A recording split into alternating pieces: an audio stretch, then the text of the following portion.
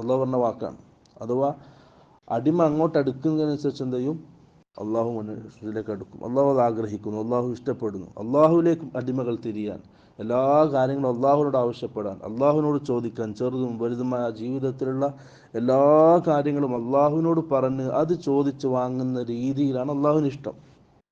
അടിമകളോ അധികം ചോദിച്ചാൽ ദേഷ്യം പിടിക്കും. അള്ളാഹു അധികം ചോദിക്കുന്നതിനെ ഇഷ്ടപ്പെടുന്നു. നമ്മുടെ ജീവിതത്തിൽ ഓരോ സെക്കൻഡിലും നാം അള്ളാഹുവിനെ ഇടപെടിപ്പിക്കുന്നത് അള്ളാഹു ഇഷ്ടപ്പെടുന്നു. എന്നിലേക്ക് വാ, ഞാൻ അങ്ങോട്ട് വരാം എന്നാണ് വാക്കാണ്. അതുകൊണ്ട് അള്ളാഹുവിലേക്ക് തിരിയുക, ദീനിന് വേണ്ടി പരിശ്രമിക്കുക, അള്ളാഹുലേക്ക് അടുക്കുക. ദുനിയാവും ആഖിറും എല്ലാം അള്ളാഹു തരും. അള്ളാഹുവിൻ്റെ വാഗ്ദാനാണ്. ഇതാണ് ഈ രണ്ട് ഹദീസിലൂടെ നമുക്ക് മനസ്സിലാകുന്നത്. അടിമ അള്ളാഹുവിലേക്ക് അടുക്കുക, അവൻ അള്ളാഹു മതിയായവനാണ്. വേറൊന്നും ഒരു പ്രശ്നമില്ല. ആരെതിർത്താലും ആരാക്കിയ ഒന്നും അടിമക്ക് ഒരു പ്രശ്നമില്ല.